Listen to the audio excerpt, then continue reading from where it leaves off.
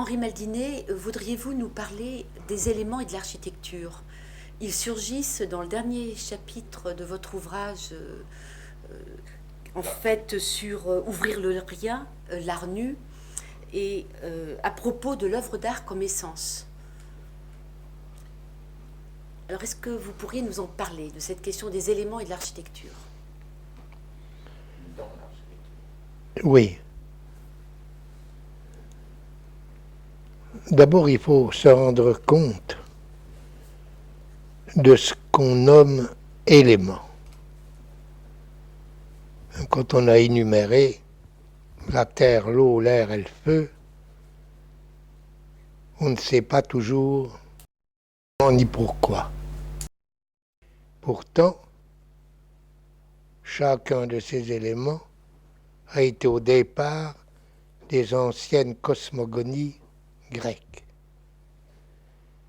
Ce qui veut dire que chacun a été le commencement à partir duquel le monde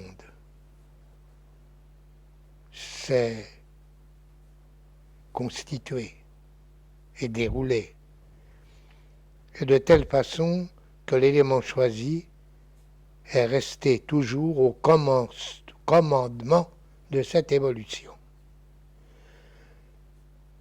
Alors, la question qui se pose,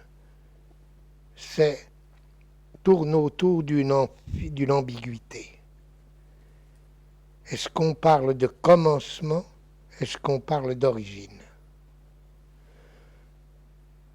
Les éléments se présentent, pour ces Grecs, comme des manifestations,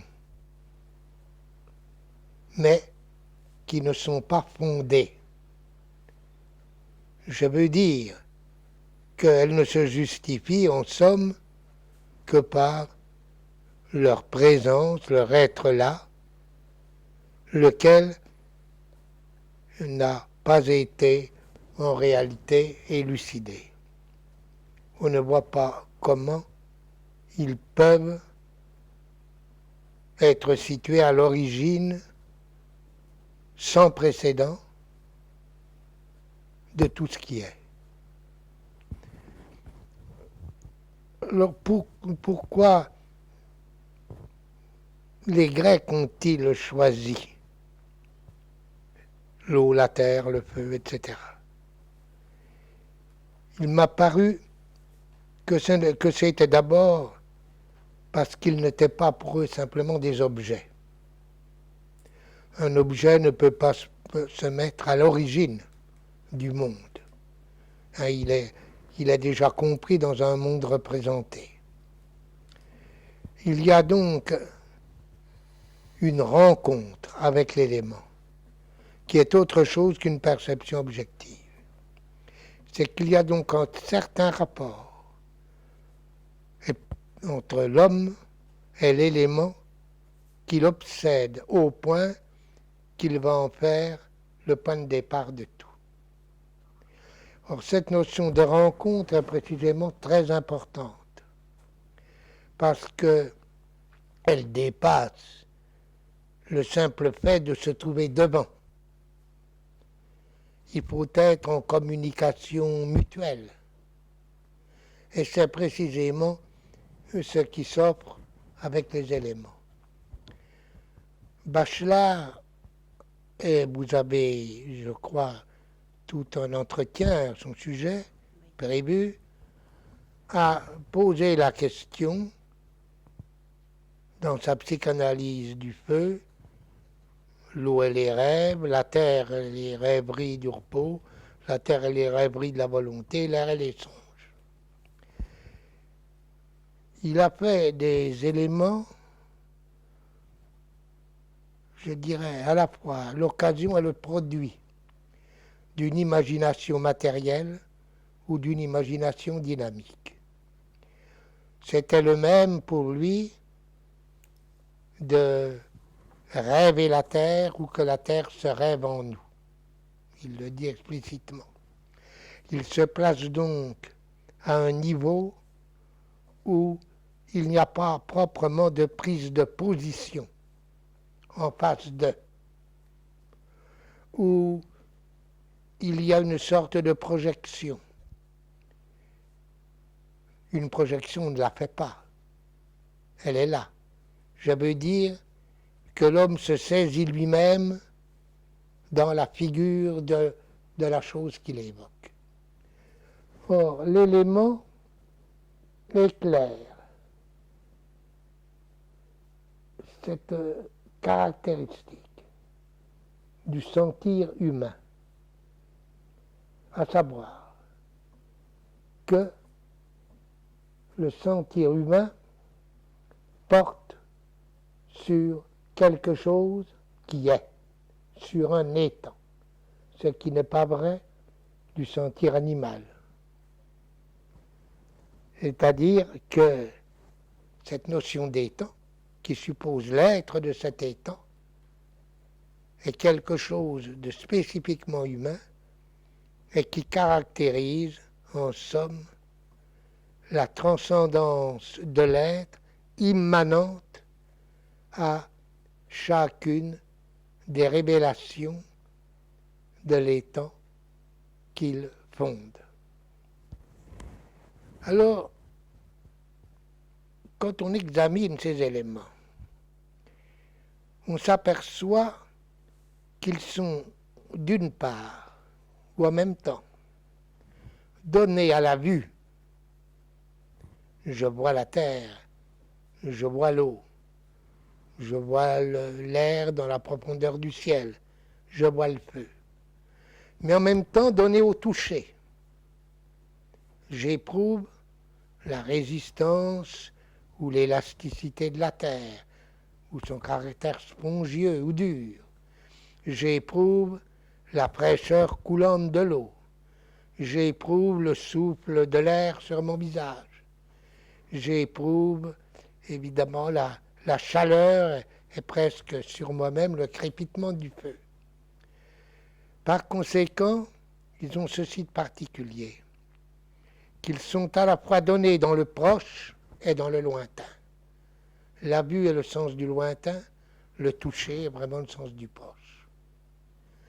Or, il y a donc par conséquent une tension entre ces deux domaines, et une tension qui n'est pas du tout en contradiction, mais qui fait que le lointain et le proche s'appellent mutuellement.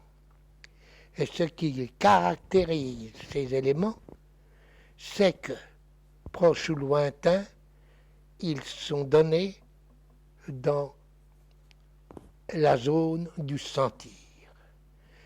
Et, ici, pour prolonger Bachelard, en allant du côté de Sondy, ils sont donnés selon, dans ce vecteur que Sondy a appelé le vecteur contact. Le vecteur contact est l'un des 4 vecteurs qui constituent le système pulsionnel de l'homme. Ensuite vient le vecteur sexuel, le vecteur paroxystique, le vecteur schizophrénique ou vecteur moi.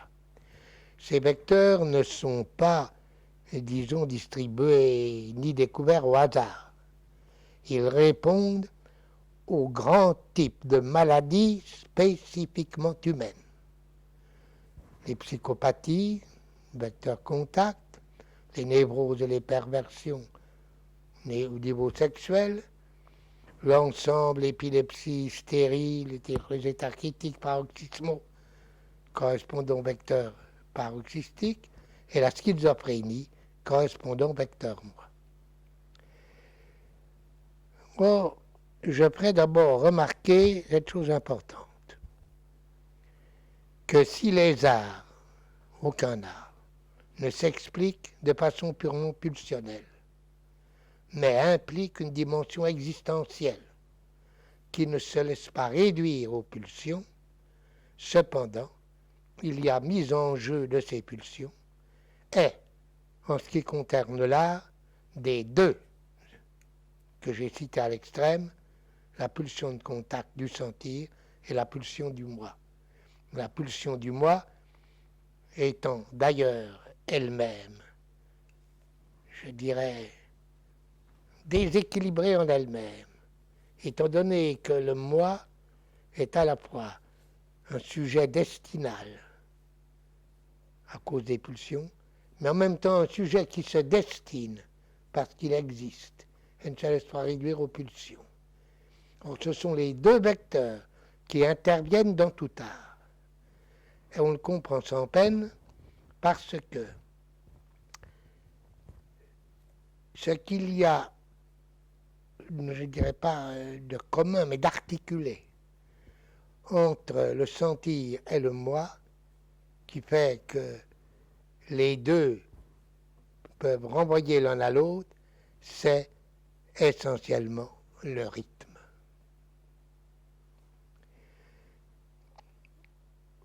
Certains disent que le vecteur contact, justement ce qu'il est celui de l'approche et de l'éloignement, implique un rythme.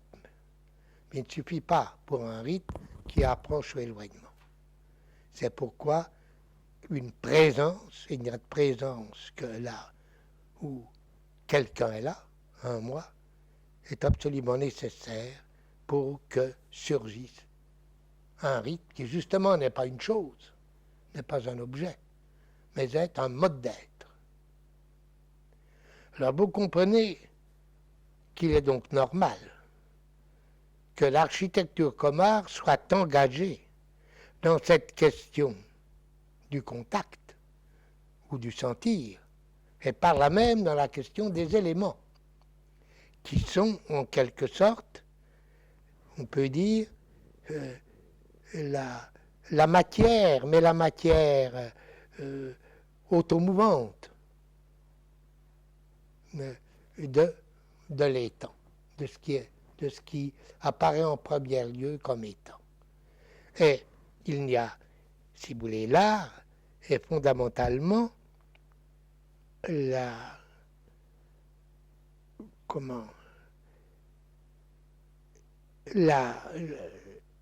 l'expression rythmique à travers la matière.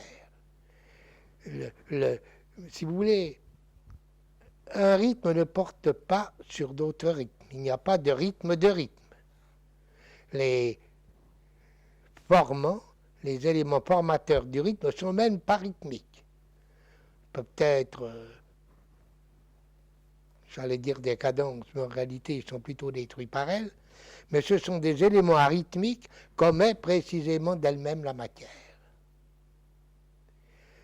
Alors, ce qu'il faut bien voir quand on examine le contact, les éléments qui se donnent au niveau du contact, c'est que ce contact, comme vecteur pulsionnel, est articulé. Il est articulé, disons, en deux facteurs essentiels qui correspondent d'un côté à la dépression, ou plus exactement, je dirais, à tous les phénomènes de la mélancolie, et l'autre à tous les phénomènes de la manie. C'est-à-dire que d'un côté, mon rapport aux choses peut être d'enveloppement, d'accrochage. Je suis accroché à, comme l'enfant primitivement est accroché à la mère. Dans un second temps, il y a séparation ou rupture. Dans un troisième temps, ou dans un autre moment, on peut s'obstiner et essayer de coller à l'objet perdu. Ou au contraire, on peut se remettre à la recherche d'un autre objet. Il y a donc ce que j'ose appeler une dialectique interne au vecteur contact, une dramatique. Et cette dramatique joue naturellement au niveau qui est un niveau déterminant de notre présence, le niveau de la climatique, de la Stimmung. Nous sommes toujours au monde, accordés à un certain ton, selon une certaine tonalité, qui n'est pas la même, selon que je suis accroché, que j'ai rompu, que je suis à la recherche d'un autre objet, ou que je me bloque dans la conservation du même objet. Un exemple. Là où quelqu'un reste accroché, suspendu, comme on dit quelquefois, pendu à quelque chose ou à quelqu'un, et en même temps tend à garder ce à quoi il est accroché, au moment même où celui-ci tend à lui échapper ou ne fait pas droit à tous ses désirs, alors il peut se produire soit un phénomène de frustration, soit un phénomène de dépression. Il y a frustration, disons-dit, quand l'accrochage est véritablement maximal, lorsqu'il est vraiment renforcé, et qu'en même temps on veut garder ce à quoi on est accroché. Il y a dépression, quand ce à quoi je suis accroché, l'accrochage étant établi, la garde, le demeurer auprès d'eux, devient lui maximal. Ce qui fait que dans la dépression, on cherche à garder, on cherche donc à s'incruster, à se creuser, et que dans la frustration, on cherche à rester accroché, tout en voulant garder. Alors voyez, comme tout cela est très important pour la climatique d'une architecture. Une architecture peut être frustrante ou elle peut vous déprimer. Alors, pour cela, si nous revenons aux éléments, voyez, par exemple, prenons l'exemple de la Terre. Bachelard a deux livres. La Terre et les rêveries du repos, l'autre, la Terre et les rêveries de la volonté. Au fond, à quoi correspondent-ils? À deux aspects de la Terre. Les rêveries du repos font en quelque sorte leur matière de la terre étale, la terre calme, de la planitude, la plaine ou les pays doucement modelés, rêverie du repos, et la terre sur laquelle on se couche, sous laquelle peut-être un jour on est couché. Les rêveries de la volonté, eh bien c'est plutôt la montagne, avec la verticalité, et l'appel à l'ascendance, à la conquête, à la volonté de puissance même. Donc, vous voyez que l'un s'accompagne d'une certaine douceur ou mollesse, l'autre de la rudesse, de la pierre qu'on accroche. Pierre qui peut être rugueuse, granitique. Et vous voyez que nous retrouvons là des données, disons, qui font partie des directions spatiales, existentielles de l'homme. Kandinsky avait bien noté que l'horizontale donne, disons, une impression de calme, de continuité. La verticale, de vitalité ou de violence. Or, vous voyez comme vous retrouvez ça dans les plans d'un paysage ou d'une construction. Alors, ce qui signifie, en un sens, que si l'horizontale finit par trop vous aplatir, ou vous entrez dans la dépression, ou bien vous pouvez être frustré parce que vous attendiez autre chose. Et si la verticale, je dirais, est trop abrupte, gratuite, à ce moment, vous êtes emporté, ou même simplement, elle favorise la manie, dans le fait qu'on ne touche plus terre dans la manie. On est élevé au-dessus de l'assise, il n'y a plus d'assise.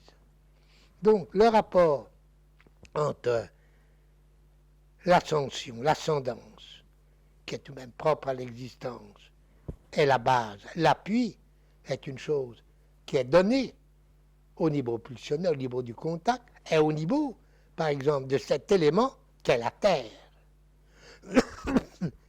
Or, c'est la même chose pour l'eau. Bachelard a bien distingué les eaux dormantes et les eaux courantes.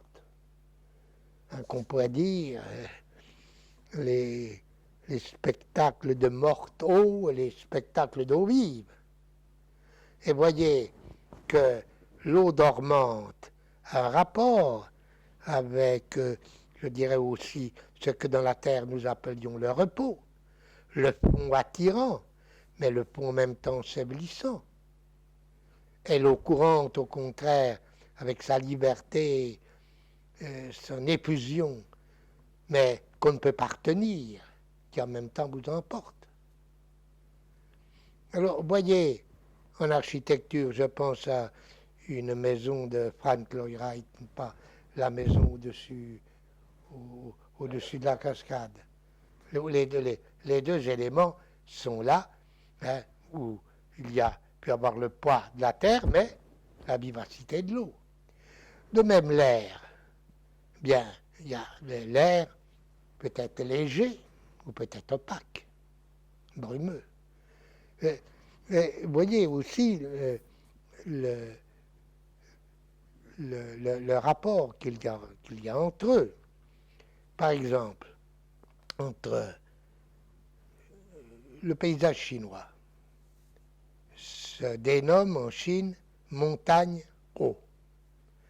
Et Chitao a un chapitre sur, disons, le change mutuel de la montagne et de l'eau. Il dit la montagne, c'est, disons, l'embrassement universel, et l'eau, c'est, au contraire, on dirait le ruissellement universel.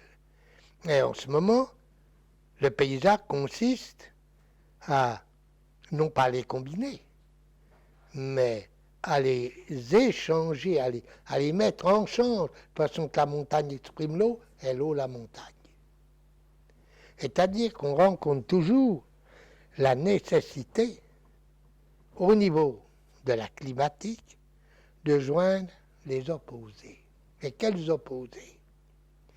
Eh bien, les deux opposés qui sont, je dirais, à la racine de notre être au monde, de ce que Husserl appelait Urdoxa, la foi originaire, la croyance originaire, qui est bien plus fondamentale que ce que Merleau-Ponty a appelé la foi perceptive, parce qu'elle ne s'exerce pas au niveau de la perception, mais au-dessous, au niveau du sentir, là où il n'y a pas encore d'objet.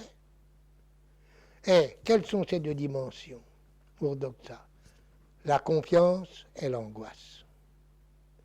Si elles s'émancipent l'une de l'autre, la confiance devenant une espèce de flottement, on est dans la manie, comme ce malade qui se voit au-dessus des mondes, lui-même avec un sentiment de puissance infinie, en même temps une absence totale de forme, dissous lui-même.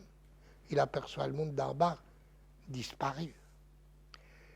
Alors, vous voyez que, au contraire, le mélancolique pousse le rapport à la terre, l'appui sur la terre, jusqu'à s'incruster en elle, jusqu'à l'enlisement, quand il est tout seul. D'où la nécessité donc de l'introduction des contraires. Et cela a une expression directe dans l'espace. Cette expression directe dans l'espace, c'est évidemment celle de ne pas se livrer à l'évasion et ne pas non plus se livrer à l'ensevelissement. Alors, ces mêmes rapports qu'on trouve entre horizontal, vertical, entre haut et bas aussi.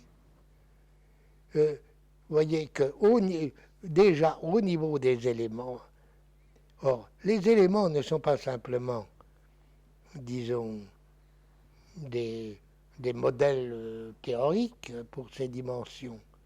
Ils les impliquent en eux-mêmes. Et ce sont les éléments même de la construction. La terre, l'air, y compris le ciel. Ce n'est pas la même chose d'être localisé uniquement dans un rez-de-chaussée ou simplement une terrasse. D'un côté on perd le ciel, de l'autre côté on perd la terre. Et c'est donc, et il ne s'agit pas simplement d'un équilibre, comme on dit, enfin, d'un tiers parti. Hein. Il s'agit d'un perpétuel frémissement, d'un échange perpétuel entre sa base et ce qu'on aspire. Ce qui implique que l'architecture doit impliquer en elle une dynamique, et une dynamique variable, qu'elle doit susciter en nous. C'est là. Or, l'espace architectural est créateur, enfin, je ne m'aime pas créateur, est inducteur de Stimmung. Hein, comment se sent-on? Or, il suffit de circuler, pas dans beaucoup de villes modernes et surtout dans des aménagements de faubourgs, voire de banlieues, pour voir qu'on est dans la terre, enfoui, la terre faite de pierre, mais avec une monotonie totale, au sein desquelles on circule comme dans une ruelle ou comme dans une fosse. Ou bien, est-ce que le gratte-ciel, justement, qui tente d'échapper à la terre, ne retombe pas pas dans l'illusion, mais dans l'erreur de Solness, le constructeur, hein, dans le drame d'Ibsen. Pas par hasard qu'il a choisi un architecte comme témoin de l'opposition de la verticalité descendante, de la verticalité ascendante et de l'incapacité où il s'est trouvé de le résoudre. Et à la fin, il lui-même est précipité. Alors, il reste la question du feu. Mais le feu, il est devenu rare. Je veux dire qu'à la campagne, on voit encore des feux. Bon, la flamme dans une cheminée. Et voyez, c'est qu'à la flamme, cette espèce de, je dirais, de sûreté dans l'incertitude, hein, le frémissement. Elle n'est pas fixe, elle est changeante. La vie de la flamme, c'est peut-être par le feu que s'exprime, disons, le mieux. L'homme comme aspiration, en même temps comme risque de perte et en même temps de récupération à chaque fois, comme une flamme qui persévère en elle-même à travers les menaces d'extinction. Puis alors, évidemment, il y a toute la violence qui peut aller entre l'incendie et puis l'extinction définitive.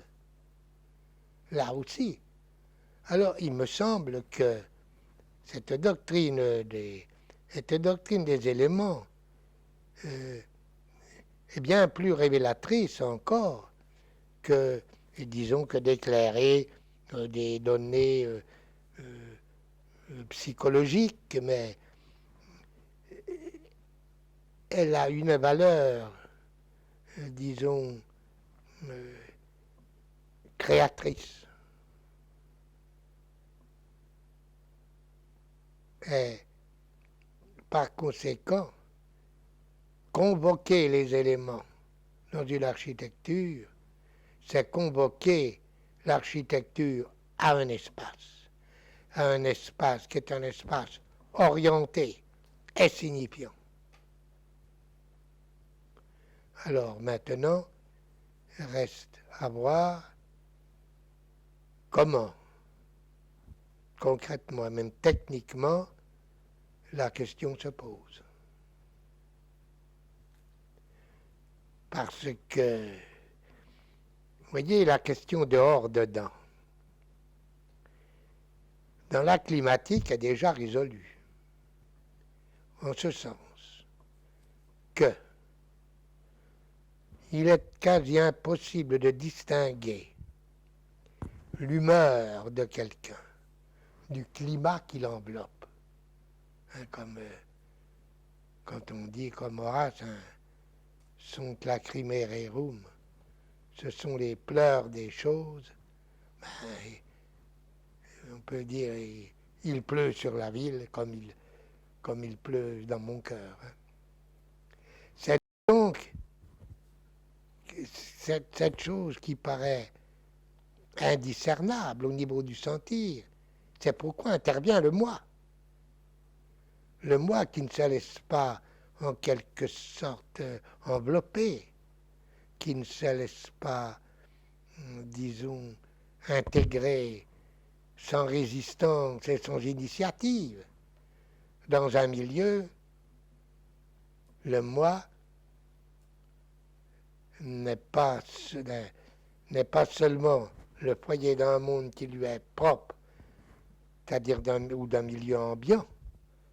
Hein, il crée aussi, de par la destination qu'il se donne, les structures de son milieu. Et c'est là que précisément l'architecture me paraît être une des expressions les plus constantes, les plus durables de l'énergie créatrice et de l'automouvement du moi. Que ce moi, je suis d'individu, qu'il soit collectif, il est évident que l'ambiance créée par l'architecture implique des autres. Et qu'effectivement, ce que je disais tout à l'heure, des différents moments impliqués dans le vecteur contact, implique toujours un rapport à l'autre, que ce soit dans d'accrochage, de rupture, de demeurer collé avec, ou de recherche et de changement.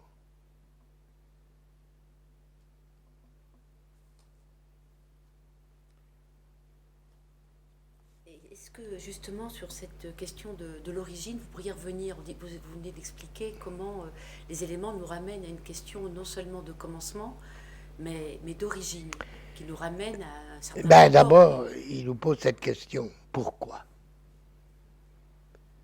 Pourquoi de l'eau? Pourquoi de la terre? Ça ne va pas de soi. Déjà, à la limite, par-delà, même ces questions, une autre se posera. Pourquoi de l'étang? Pourquoi pas rien? C'est la question que posait Heidegger dans l'introduction à qu'est-ce que la métaphysique. C'est la question qu'aucune science ne peut poser. Le rien, elle l'ignore, ne peut pas le connaître. Et c'est vrai, non pas simplement à partir de Heidegger, hein, parce que quand Hegel veut définir finalement l'esprit, et l'esprit en l'homme, et l'homme comme, disons, moment édificateur de l'esprit, sur quoi fait-il reposer? Sur quelque chose que la nature ignore radicalement, la négation. Il n'y a pas de négation dans la nature. Il y a des destructions, mais ce ne sont pas des négations. La négation qui en même temps nie et qui reconnaît du fait qu'elle le nie ce qu'elle vient de nier, lui a une autre dimension. Alors, c'est ici, même au niveau même des choses qui sont, comme disaient les éléments, la question est ceci, c'est manifeste, c'est indéniable, je ne peux pas m'y soustraire, et c'est pourtant infondé. Rien ne justifie la terre comme terre, l'eau comme eau. Alors c'est là qu'est l'origine. Or, la justification de la matière, elle se trouve dans l'art. Je peux prendre un exemple. Pourquoi y a-t-il du bleu ou du blanc ou du pourpre, hein, ou du rouge? Quel sens cela que ce soit ça plutôt qu'autre chose? Aucun. Ils ne sont jamais justifiés d'être, sauf dans une œuvre d'art. Parce que dans une œuvre d'art, ils sont convoqués, soit ensemble, ou même presque isolément, et qu'ils sont intégrants de cette œuvre, et c'est elle qui est son auto-justification. L'œuvre seule est justifiée, et c'est par elle, parce que tout ce qui s'introduit en elle en est un intégrant, qu'il se trouve justifié. L'existence justifie le fond, et pas le fond l'existence.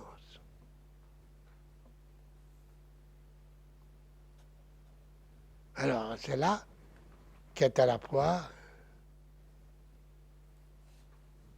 la chance et le risque. La responsabilité de l'existant. La responsabilité de celui qui se charge, disons, d'offrir un lieu d'existence, un architecte.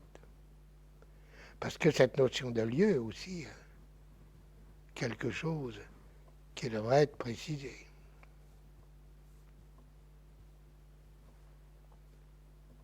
Mais cette question du fond, précisément, vous pourriez nous en parler davantage.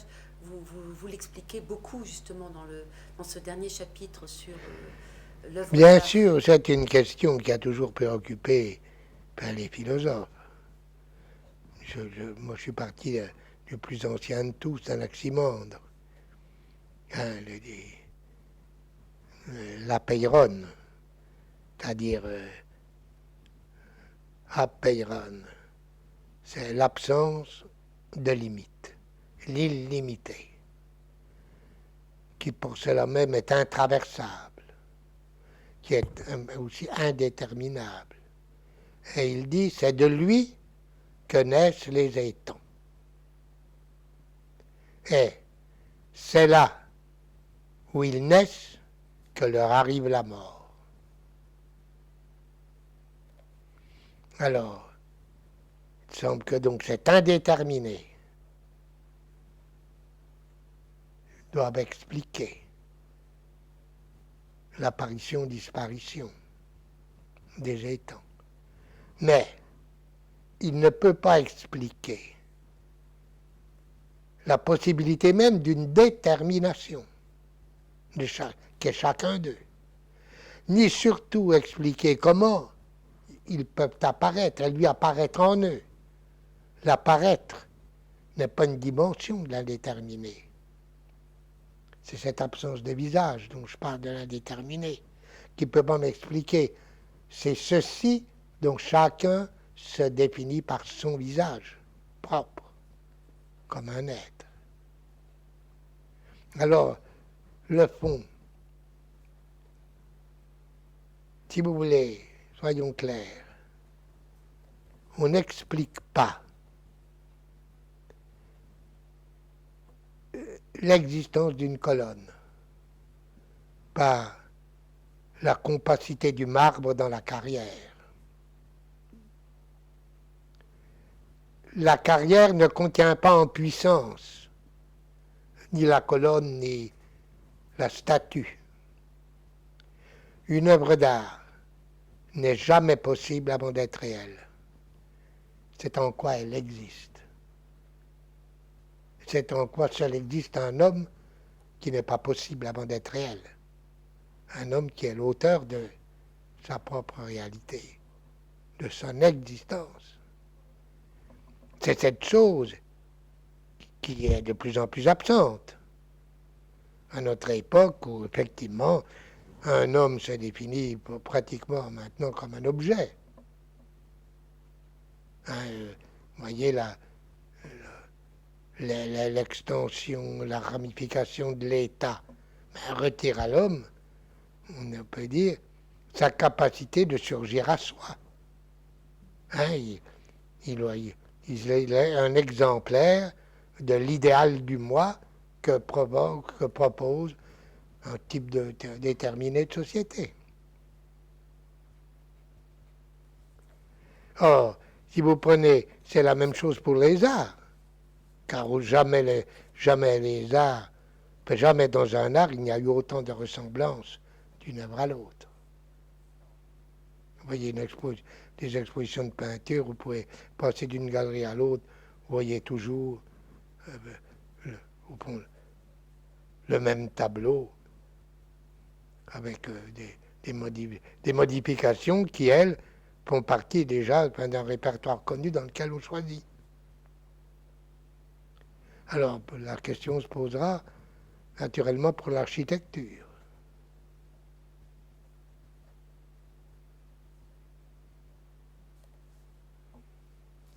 Vous avez évoqué tout à l'heure l'architecture en tant que coucher qui est dressé.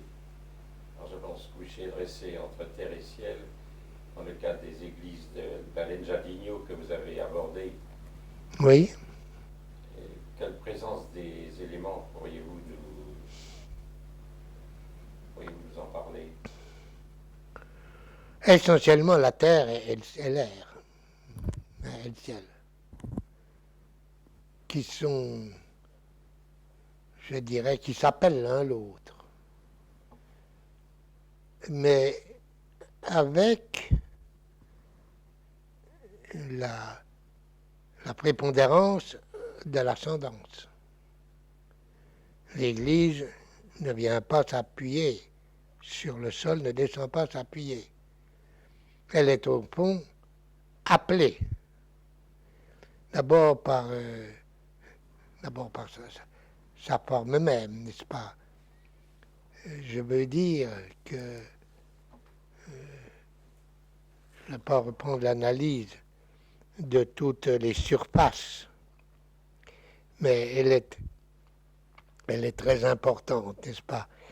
L'important, c'est que la zone de contact entre le dehors et le dedans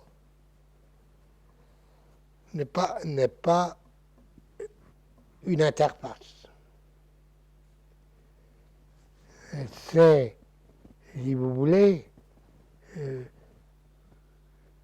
la terre, je veux dire la pierre de l'église, enfin, appelle véritablement le ciel, et comme le ciel l'appelle. Si vous voulez, la surface est bilatérale, comme est une ligne d'ailleurs chez un véritable dessinateur. La surface n'est pas là pour enfermer une forme objet. Elle est là pour structurer l'espace, l'articuler et le spatialiser. Elle a donc son expansion latérale. Et bien de même une surface. Une surface n'est pas là pour enfermer le bâtiment. Elle est là au contraire pour l'ouvrir au dehors et pour intérioriser le dehors à l'édifice. Alors c'est ce que je trouvais notamment à Saint-François d'Assise, Duro Preto, qui est frappant. Et la participation au mouvement ascensionnel est immédiate. C'est la première chose qui vous saisit, c'est votre propre élévation. Vous êtes là,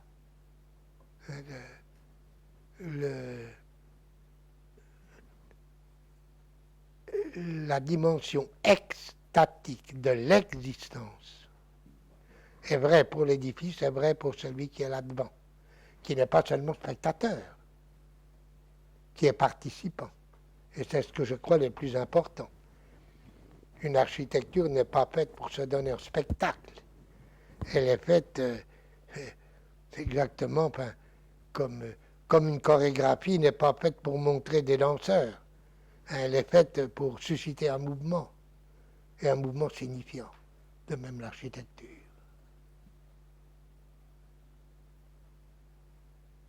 C'est ce qu'on perçoit, pas modestement, lorsque quelqu'un veut une architecture où il puisse se mouvoir. Mais encore, ne faut-il pas qu'il a l'appel à une architecture où il puisse se mouvoir suivant ses habitudes, qu'il enferme, mais suivant quelque chose qui doit rester imprévu. Habiter et habitude ont même racine, mais s'opposent. Hein. Habiter, faut toujours continuer à apprendre où l'on est et à savoir où l'on aspire à être. Hein, on n'est pas là pour être enfermé dans ses us et coutumes.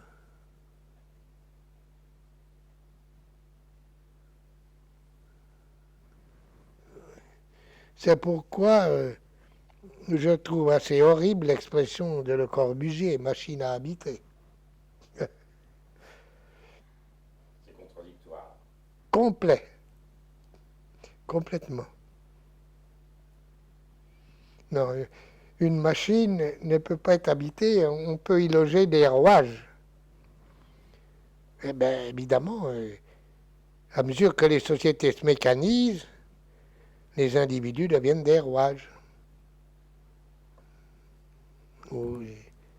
Qui s'engrainent et corporativement les uns dans les autres. Et ce rapport des éléments à l'instauration d'un lieu, puisque vous rappelez que l'architecture, en fait, instaure un lieu. Bien sûr. Ben, là, pas déjà l'exemple de la terre et de l'air. C'est déjà considérable, puisque ça... Est-ce que vous voulez, l'homme marche sur la terre, est engagé dans le ciel. Alors, pour ce qui est de l'eau, nous la comprenons mal, nous. Parce que sauf sous la forme des inondations. Mais dans un pays sec qui manque d'eau, le miracle de l'eau, hein, le puits, la source, c'est quelque chose. L'endroit d'où la vie surgit, en montagne. Bien, quand vous êtes dans la pierre, puis de loin, 30 km ou plus, ben, vous avez les forêts, les moissons. Mais pourquoi? Parce que l'eau est descendue. Hein, même à travers les éboulis secs, il y a le torrent. Puis il y a les premières plantes, le trèfle blanc ou le génépi qui commence là. Et je veux dire que l'eau, par exemple, le lien de la... est l'opposition, la libération aquatique de la terre, hein, qui au lieu de rester prise dans un instant immobile, hein, donne lieu à un courant, à un déplacement, à la quête d'une issue.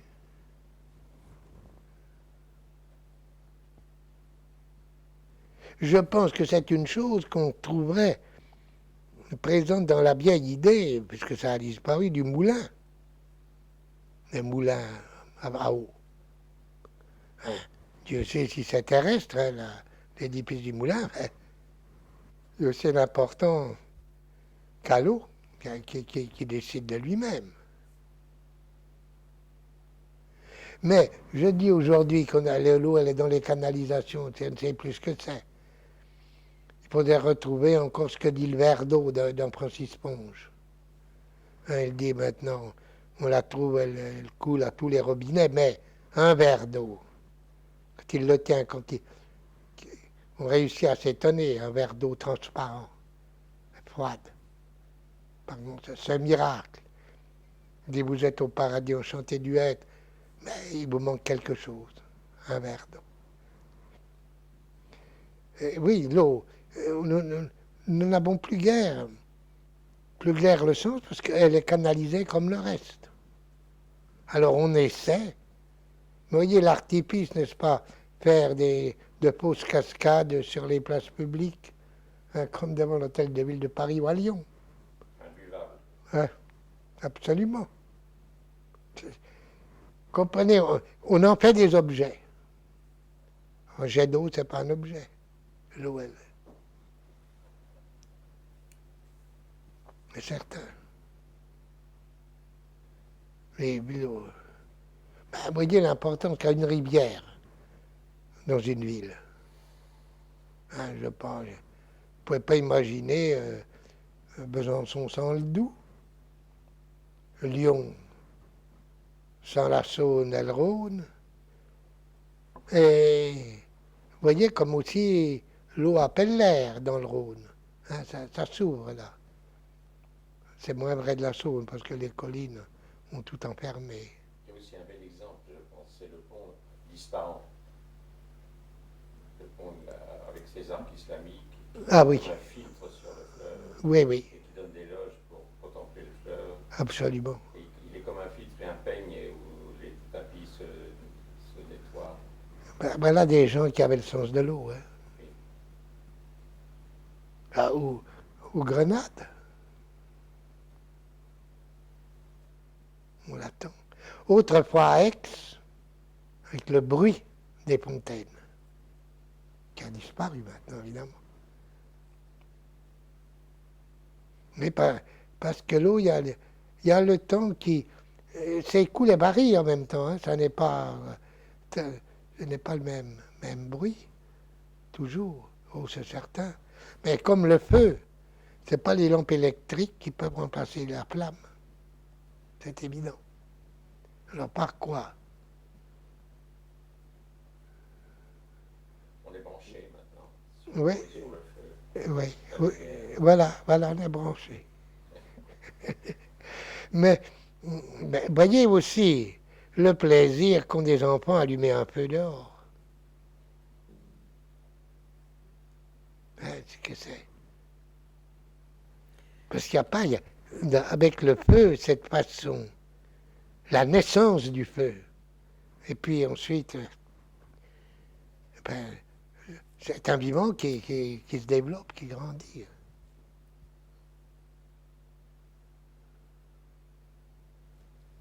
Oui, c'est. Alors, il ne faut jamais tout de même oublier que le foyer a donné son nom à l'atrium, qui est la pièce de la maison, aux entours de laquelle se définissent les êtres de la maison. Être qui vient de à terre, le foyer. Les êtres, c'était vraiment disons, plus que l'environnement, c'est un mauvais mot, ni même que l'ambiance, mais l'entour naturel de la flamme, du feu. Le mot être. Bien, les êtres, vous ne pouvez plus parler des êtres d'une maison, d'un appartement, il n'a pas d'être. Tandis qu'une maison se définit par ses êtres. C'est la grande différence. Parce qu'elle est en même temps. Ce qui est curieux, c'est qu'on l'a senti en faisant un contresens dans l'orthographe, en écrivant être comme E-T-R-E-S, au lieu d'AI. C'est un mot dont l'origine est d'où? À terre, latin. Les êtres, le latin. À terre. À terre. À terre, le foyer. Le foyer. C'est là l'origine. Et c'est les. On voit ça dans Francis Ponge aussi, à propos des olives. Olives noires, vâtre. C'est le vâtre, parce qu'à terre, il y a l'esprit qui a donné un V dans certaines langues du milieu de l'Europe, n'est-ce pas? Mais c'est le même mot, battre. En chemin vers la carbonisation, dit-il. Mais c'est le même mot. En fait, il y a coprésence avec les éléments. Oui, oui, bien sûr. Eh bien, c'est que je pense qu'il faut revenir à la formule d'Erwin Strauss sur le sentir. Il dit ceci au niveau du sentir: je suis, dit-il, au monde, dans le monde, avec le monde. Non, il dit moi au monde, moi et le monde, moi avec le monde.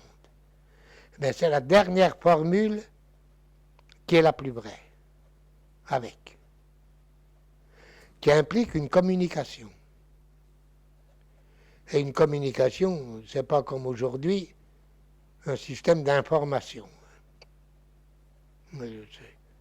Communiquer, c'est vraiment rare. Hein? Et de plus en plus.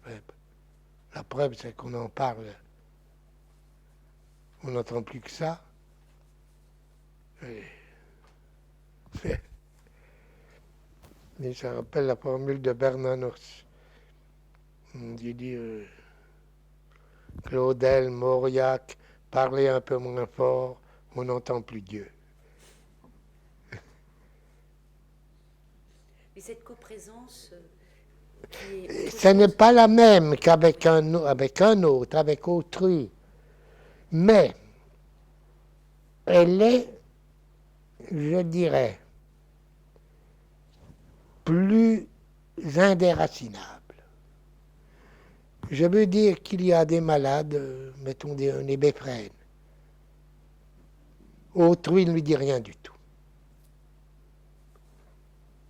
Et il cherche dans les choses une proximité. Il la trouve dans la chose et pas dans l'autre. De même, l'enfant autiste, qui ne communique même pas avec un animal. Non, plus forte raison, pas avec un homme, mais pas avec un animal, et qui est fasciné par le feu. Je me souviens d'un film, on voit l'enfant qui surveille, voit le feu, ou bien le mouvement de pétrissage de la pâte, du pain. Ce qui est transformation. Vous voyez, l'élément n'est jamais inerte. Hein? Et au fond, il se produit à un certain degré qui n'est pas le même que vis-à-vis d'un autre, d'autrui, n'est-ce pas? Mais où l'épiphanie de la chose, là où elle existe, hein, parce qu'on peut se trouver à côté des choses comme à côté de l'étranger, mais là où il y a vraiment épiphanie de la chose, ça s'accompagne toujours de l'autophanie de celui qui en saisit, en somme, le visage.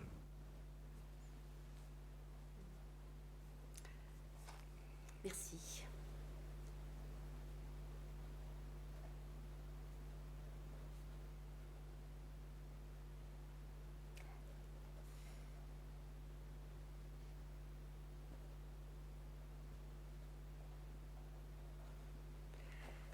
Yin-yang du chinois, peut-être. Oui, oui. Oui. Parce que le yin-yang, c'est l'intériorisation et le déploiement, n'est-ce pas? Primitivement, ça correspond à l'ubac et l'adret. Il y a le côté qui ne reçoit pas la lumière et le côté qui la reçoit. Qu'on appelle encore, on voit ça en maurienne, solière l'envers, ben c'est l'ubac. Puis il y a l'adret. Eh bien, autrefois, Granet remarque dans son étude sur l'échantillon ancienne de la Chine les cœurs alternés des jeunes garçons et des jeunes filles, qui sont effectivement complémentaires, et les uns situés à l'Adret et les autres à Lubac. Et avec l'échange. Et ensuite, il y a l'intérieur et l'extérieur. Et la femme était l'aide qui travaille à l'intérieur, l'homme qui travaille au dehors. C'était aussi l'image de l'hiver et de l'été. Euh, on voit ça aussi chez les peintres qui écrivent. Dans Tinkao, par exemple. Et dire, il marque très bien, le yin, c'est l'intérieur, et le yang, c'est l'ouverture, mais qui sont absolument inséparables.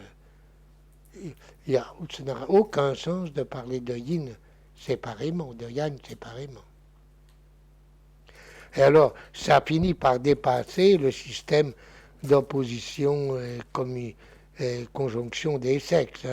C'était peut-être au début, primitivement, et encore, ça représente aussi peut-être encore autre chose, hein, le rapport à la lumière et à l'ombre. Et le rapport lumière-ombre se communiquant. Si vous permettez, pourquoi parlez-vous d'élémental et pas d'élémentaire? L'élémentaire repose sur une décomposition. Ce qu'on appelle les éléments, ce sont des parties constitutives, organisées pour former un tout. Tandis que l'élémental ne s'adjoint pas à quelque chose d'autre ou de semblable pour donner le tout. Il est lui-même un tout. Et puisqu'il il est au commencement. Et est au commencement de tout ce qui se produit.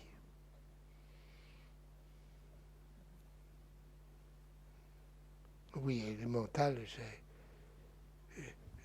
Voilà, élémentaire désigne une partie objective, c'est un objet.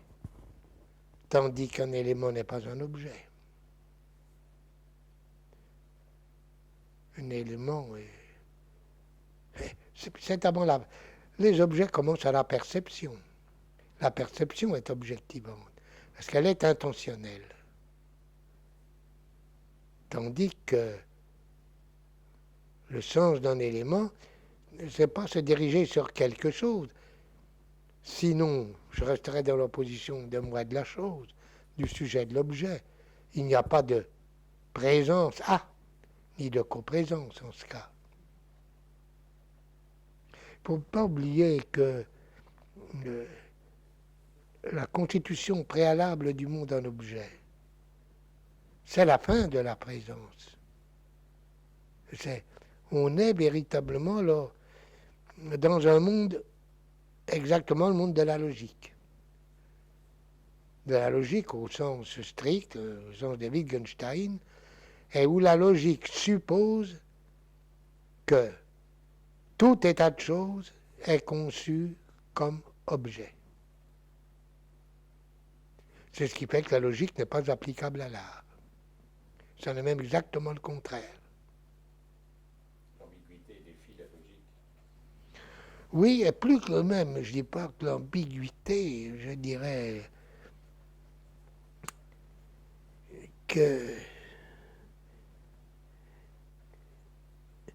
une présence ne peut pas s'objectiver sans, disons, qu'on prenne possession sur elle. Tout ce qui s'objective devient une proie qu'on possède, qui se ferme sur soi et qu'on peut prendre. Or, ce dont je parle, on parle de l'élément, pas une chose qu'on peut prendre, quelque chose à quoi on peut se prendre. Se prendra. Très important à notre époque, dans la pensée actuelle, d'évoquer cette notion. C'est sûr, mais dès qu'on parle d'esthétique au sens propre, c'est-à-dire qu'on restitue à esthétique sa dimension intransmissible, intransformable. En d'autres termes, on en arrive là. Nous n'avons plus de dimension esthétique, nous n'avons plus que des dimensions objectivantes. C'est logique.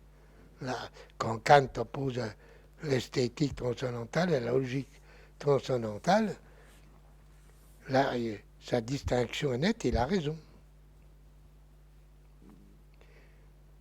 Il l'a poursuivi d'ailleurs dans le domaine de l'art, imparfaitement bien sûr, mais tout de même, c'est une chose qu'il est peut-être le seul à avoir perçue et dite.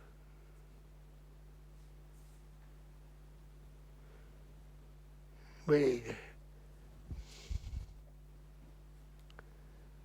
Le parti pris d'objectivation, c'est la forme moderne de la volonté de puissance. Avoir puissance sur quoi? Sur de l'inerte, sur ce qui ne peut pas se défendre, sur de l'inexistant. C'est l'opposition entre objet et existant.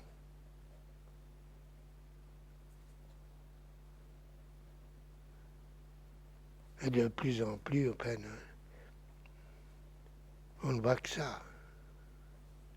Voyez la façon dont les gens renoncent à leur visage, à la télévision, avec le rire imbécile de tous les amuseurs publics, comme ça, par entente mutuelle, inconsciente. Montrer un unique visage, qui n'en est plus un. Il n'y a de visage que singulier. Puis un visage est toujours plus ou moins en discussion avec lui-même. C'est ce qui fait un visage. La dissymétrie, mais même l'expression, toutes les contrariétés qui peuvent passer et se combattent en essayant de s'unir. Ça, un visage. Vous voyez ce que c'est que les portraits morts. Prenez le portrait de Marilyn Monroe par Varol. Oui.